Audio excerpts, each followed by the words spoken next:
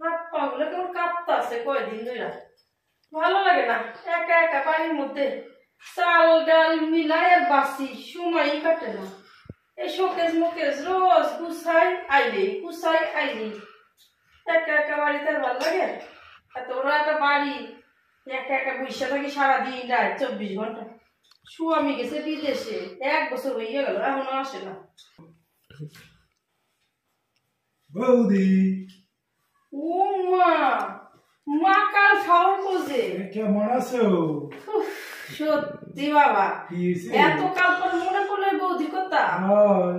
আসো আসো আসো আসো, বসো, তামুক খাও, কান মইলা দি, বাড়ি যা। ও মা, এ কি কথা বৌদি?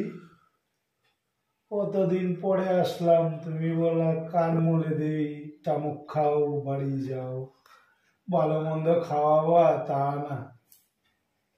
কি বলবো, দুঃখের কথা ভাই, মনের কষ্টতে বলতাছি এসব কথা, মনের কষ্ট, বুঝছো?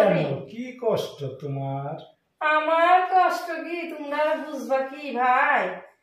আমার স্বামী এই যে গত বছর শীতের মধ্যে গেছে বিদেশে, আর এই বছর শীত পালাই যেতেছে, সে আর আসার নাম গন্ধও নাই, টেলিফোনও করে না, একটা চিঠিও লেখে না।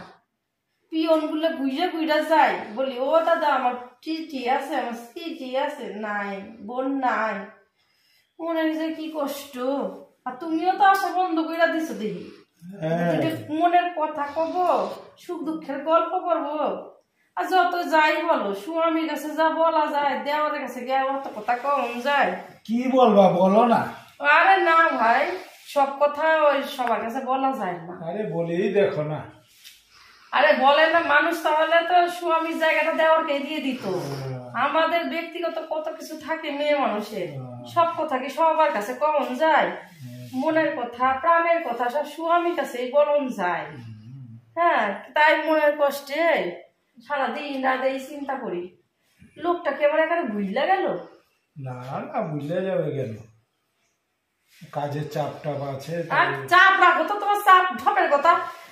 তোমরা মনে হয় পুরুষ মানুষরা এইরকমই বলো, সামনে থাকলে হুলু হুলু হুলু হুলু প্রেম, আর পেছনে যাই কুলু কুলু কুলু কুলু সব বন্ধ। আমার কি মনে হয় জানো, ঠাবো একটা এদিকে আসো, কত দূরে তো বলন যাবো না, সব শুনে ফেলবো, কয় না দেয়ালের কান আছে, আসো না এদিকে আসো, শোনো। কানে কানে বলতে হবে, আমার মনে হয় তোমার দাদা ওইখানে আর একখানা বিয়ে করছে। হ্যাঁ, এটাই আমার মনে হয়, আমার মনে হয় একবার বুঝলে গেছে, খুব কষ্ট লাগে মনে। এইসব কথা কাউকে বলা যায় বলো তো? তুমি আইসো মনের কথা কই, আমি কত হালকা হইলাম, আমার পিরানটা একবার হুড়হুড়ে হয়ে গেল। তা বসো, আমি আর কি মারছিলাম, তামুক খাওয়াবো না তোমার জন্য, আমি ভালো মন্দ রান্না করি, খাইয়ে দাইয়া তারপরে বিকেলবেলা যাইও, ঠিক আছে? তাই হবে। আর তুমি বসো, আমি একটু চা কইলাম। ও অনেকদিন পরেই আইসো, ও ভালো কথা, তোমার বলে বিয়া ঠিক হয়েছে, তার জন্য তো প্রেমের লাড্ডু ফুটতেছে তোমার মধ্যে। হ্যাঁ, তা মাইয়াটা কোনখানে? আশেপাশে আছে। আশেপাশে?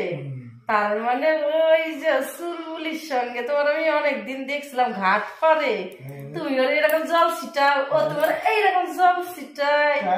হ্যাঁ, ও ডুব দিয়া তোমরা প্রেম করো জলের নিচে। ওই দিন আমি ঠিক সন্দেহ করছিলাম, হ্যাঁ আমার চোখে লাগছিল তোমার করে ভাবসা। আমি ভাবছি কি জানি এরকম লুকাচুপি করে কেন ওরা, তারপরে তলে তলে ওই চুল বললি ভালা মেয়েটা ভালা, 1 জন না 10 জনের সাথে প্রেম করে, আমি শুনেছি এত ভাল্লা।